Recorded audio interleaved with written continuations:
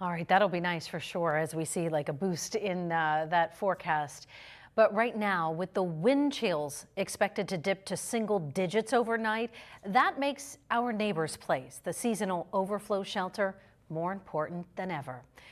Our Lisa Adams found out the rotating shelter, Lisa, which opened November 15th, was full to capacity for the first time last night. Good evening, Eva. It was, and our Philip Ward reminded us about the work of the warming shelter when it opened a couple of weeks ago.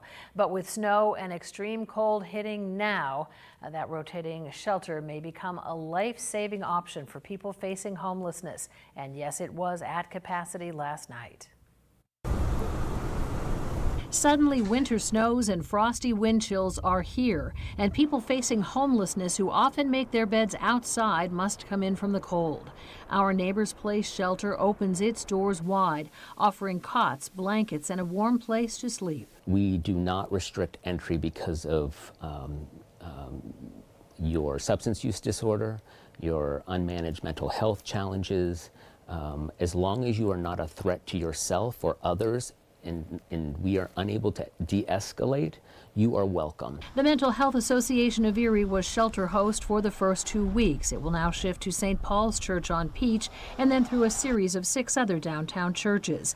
It's a temporary solution, but the goal of Yuma Erie, which oversees the program, is moving people to permanent homes, opening hope for others. That clears the shelter system so that we can move more people who are literally homeless and living in places not meant for habitation, including between buildings, in their car, in homes that are not heated, into a shelter so that they can get onto a pathway to permanent housing. Last year, the shelter housed 351 unduplicated guests, up nearly 35% from the previous winter.